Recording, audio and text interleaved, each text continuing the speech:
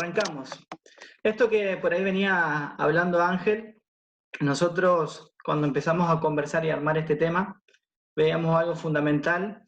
Más allá de los dos webinars anteriores que ya habíamos realizado, este nos parecía eh, muy, muy para el momento de ahora y muy para los momentos de siempre, digamos. Entonces, esto de las etapas de transición, esto como decía Ángel, siempre en las etapas de transición hay un estado inicial, ¿sí? Y nosotros necesitamos llegar a un estado deseado.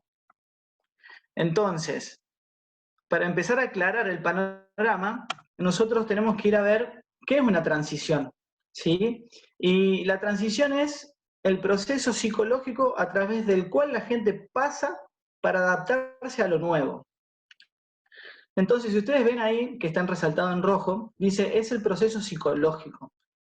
Y nosotros, llegado a la organización, nosotros planteamos que los procesos psicológicos tienen que ver con las personas, ¿no? Obviamente, y nosotros los llevamos a la vida, al ciclo de vida de la persona dentro de la organización y a la curva de adopción de la tecnología que se usa para la curva de adaptación al cambio. Entonces, cuando decimos el ciclo de vida de las personas, cuando nosotros hablamos de esto, tiene que ver, el ciclo de vida de las personas tiene que ver con cómo permanece dentro de la organización, ¿no? Porque cuando una persona ingresa a la organización, entran como de la mano y después este proceso puede durar 1 año, 6 meses, 5 años, 10 años. Y esto que tiene que ver con el propósito de las personas, también tiene que ver con el propósito de la empresa, ¿no? Porque hay veces que cuando nos contratan, la empresa en su esencia después puede modificar y puede ser que en algún punto algo ya no nos guste. Y tiene que ver, o también tiene que ver con el propósito de las personas, en ser, estar y permanecer el tiempo que necesite. Y en esto de la curva de adopción a la tecnología, es para entender desde ahí a nuestros colaboradores, digamos, a las personas que trabajan con nosotros. Porque dentro de esta curva, nosotros encontramos ahí eh, personas que en definitiva tienen como un nombre y podemos encontrar los innovadores, que los innovadores son una masa muy temprana, digamos, son los primeros que ven y enfocan el cambio y son los que se atreven. Después podemos tener los adaptadores tempranos, después tenemos masas tempranas, masas tardías y los rezagados.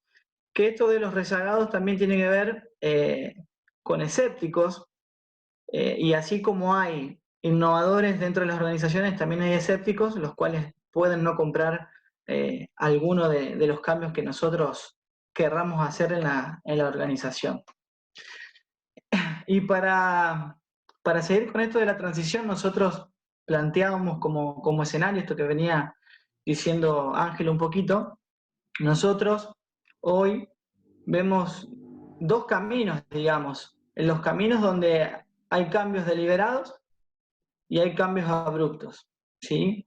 Y hoy el que nos toca más de cerca es este cambio abrupto, y yo los quiero invitar a reflexionar un poquito, ¿sí? Y quiero que nos paremos hoy y miremos 60 días hacia atrás. Digo 60 días en promedio por la situación generalizada que tenemos hoy, ¿no? Y quiero que todos se pregunten si pensaban hacer, o sea, si tenían en mente hacer algún cambio. ¿Pensábamos hacer algún cambio?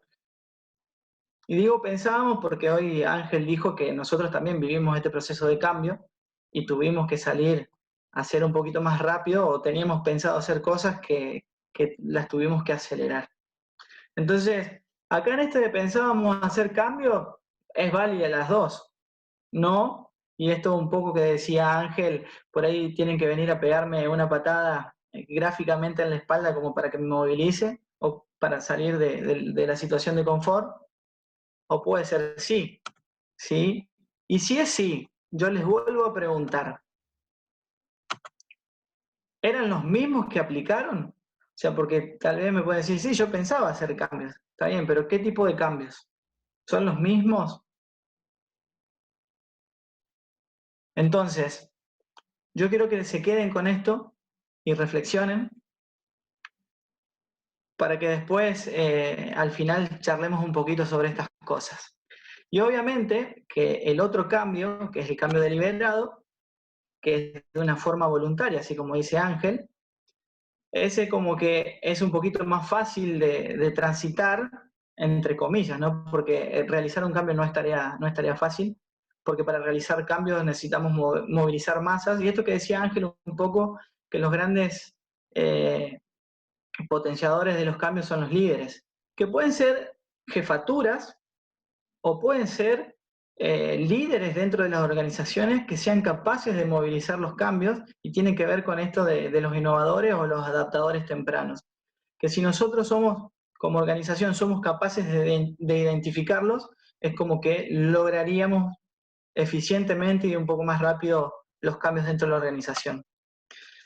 ¿Y por qué decimos que es más fácil? Porque nosotros, en una forma voluntaria, cuando los pensamos y estamos mirando, obviamente que los planeamos, obviamente que los trazamos, y en eso que planeamos y trazamos evaluamos riesgos, pero no por tener riesgos en el camino vamos a dejar de hacer cambios, porque siempre riesgos va a haber, o sea, y estos riesgos no los deberíamos mirar como una traba para quedarnos donde estamos. Obviamente después los ejecutamos, los medimos y los ajustamos. Esto obviamente que siempre los medimos y los ajustamos porque los ajustes tienen que ver, porque no todo lo que planteamos y lo que trazamos va a salir 100% efectivo, ¿no? En el medio hay que tener cintura para ir ajustando esas pequeñas cuestiones que vamos viendo en el camino, ¿no? Y ahora bien, ustedes dicen, bueno, sí, bien Diego, bien Ángel, bien Roque, pero ¿qué hay que tener para hacer esto? Y eso que le mostraba Ángel.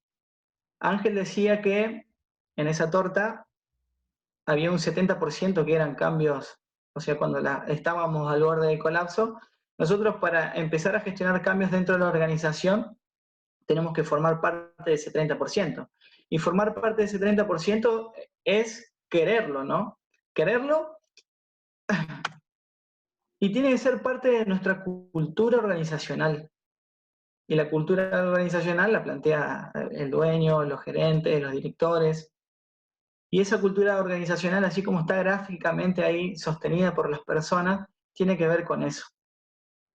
Tiene que ver con que sí o sí nuestros colaboradores estén preparados, nuestros colaboradores, esto que decía Ángel, hoy tenemos el cambio encima, habló de las empresas, las pequeñas y medianas, hizo ejemplos en donde tal vez los cambios son más rápidos, pero a mí me gusta también, porque hay empresas multinacionales, a mí me gusta dar ejemplo de las empresas multinacionales también, que no pasa en todos lados, ¿no? Pero tienen la agilidad, si tienen bien escritos los procesos, si tienen alineados los valores, que los valores, ahí los podemos con la cultura organizacional, los valores tienen que tener con un proceso de mejora continua.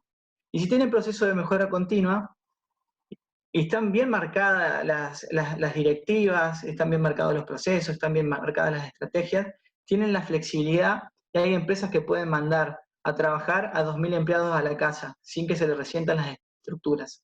Esto de salir rápido y tener cintura, digamos. Entonces, cito eso porque hay de las dos. Obviamente que hay veces que las empresas multinacionales, como dijo Ángel, tienen como más riesgos a la hora de quebrar por ahí. Entonces, dicho eso, avancemos.